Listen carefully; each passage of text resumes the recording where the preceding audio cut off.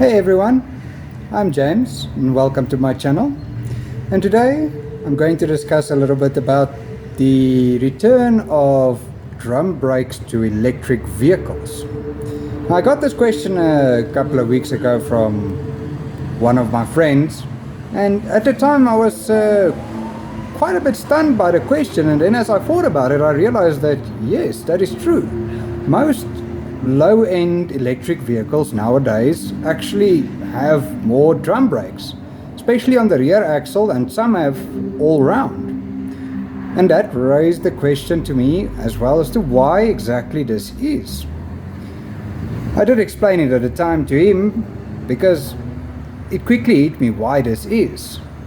And the answer in fact is that, well, drums are the very best braking system that there is. So let me explain this a little bit.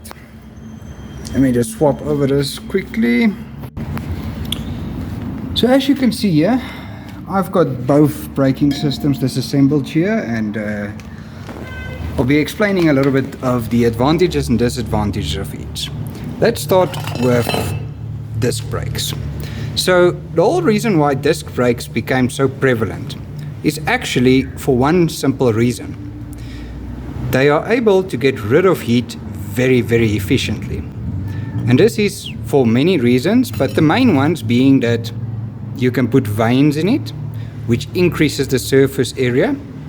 You also have a whole disc that is exposed to the environment and to the air, able to release heat constantly. And your surface area of friction, your friction area, is actually comparably quite tiny to the total disc size. So even if you are continuously braking very hard with the disc brake system, you will tend to be able to get rid of most of that heat, and so won't encounter many issues with it. If you do push it too far, obviously, then eventually it will heat up the pad itself, and the pad will then transfer that heat into the hydraulic cylinders of the caliper, heating up the brake fluid, expanding it into a gas, and causing a spongy feeling on your brake pedal. But this is quite rare when it comes to normal operation of disc brakes, because they have such a large area to get rid of heat. Drums, on the other hand, do not have this advantage.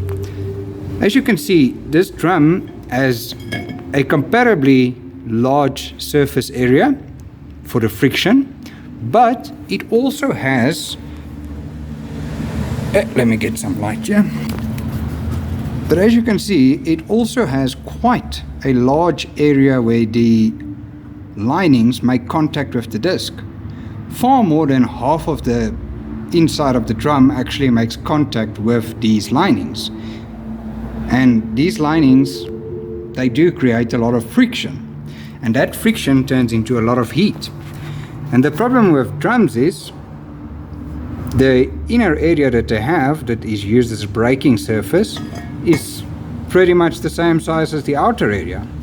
So you have a very large friction area, and you only have a area of the same size around about that can get rid of that heat. Whereas the disc has several times more area than the comparable friction surface to get rid of the heat. So the disc tends to perform better under severe conditions. So in essence, when it comes down to this, the only drawback that really comes from drums is the fact that they are unable to get rid of a lot of the heat. Some of them do have fins on here to help with dissipating of the heat, but still, it is just such a large friction area compared to the area that is able to release the heat. So you tend to have this boxing effect where the heat tends to accumulate inside of the drum, and eventually the drum starts to expand itself, and because of all the heat, the friction material no longer functions the way it should.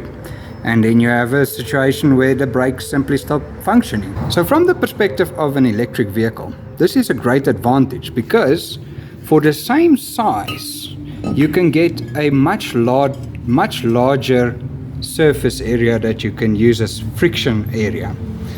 Take a look at this. The disc and the drum is nearly the same size. I would say that the disc is slightly bigger. But the disc only has 2 of this sizes of friction area that it can use in order to stop the vehicle. Whereas the drum has significantly larger pads that can make contact, and it also has the effect of ratcheting itself up. So for instance, in this case, the direction of travel would be this way. And so, as you can see, here sits the wheel cylinder. So if this brake pedal, brake lining is actuated, it makes contact with the drum. But because of the drum's momentum, it will actually also drag the lining. This is what we call the leading lining. And the leading lining will have much greater braking effect than the trailing one.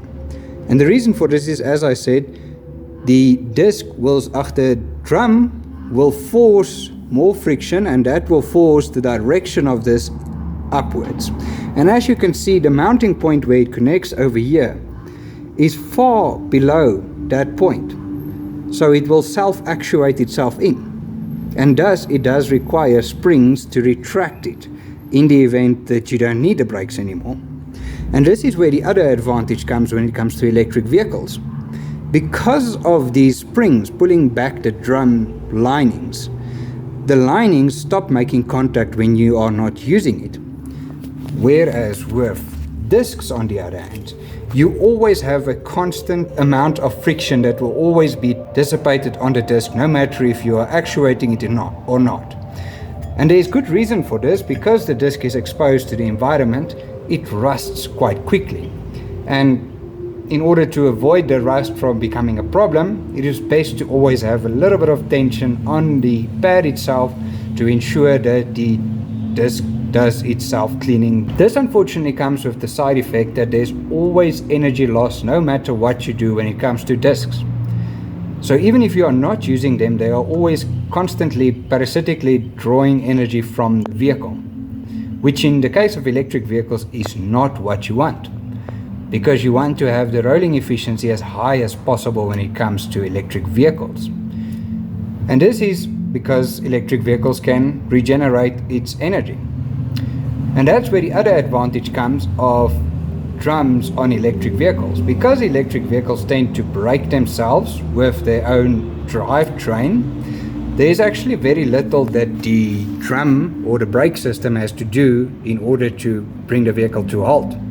Most of the braking when it comes to electric vehicles is only on the last little bit, when the vehicle is just moving at a very slow pace. And this is because the slower the electric motor turns, the less its braking effect is. As electric engine has a direct correlation between the amount of speed that the rotor is traveling at and the amount that it will be able to affect it with its magnetic fields or magnetic coils. So the lower the speed, the less the magnetic incidence is on the motor. And thus you only need that last little bit when you're under a couple of miles an hour, where you need to do the final braking to the point where you come to a halt.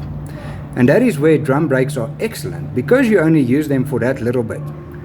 In the vast majority of cases, you will almost certainly never really get these drums hot.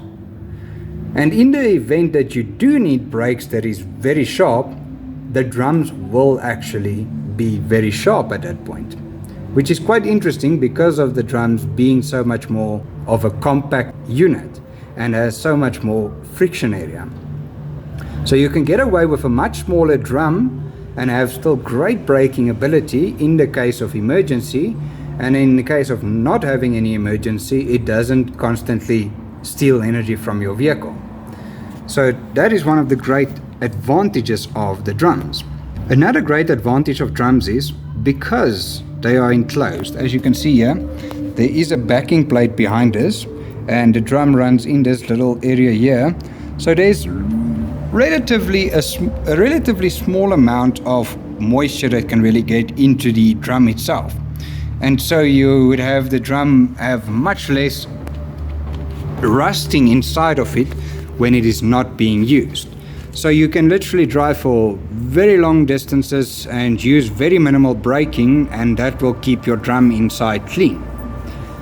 In this specific case, the vehicle has been standing for a little bit, so there is a tiny bit of rust on it.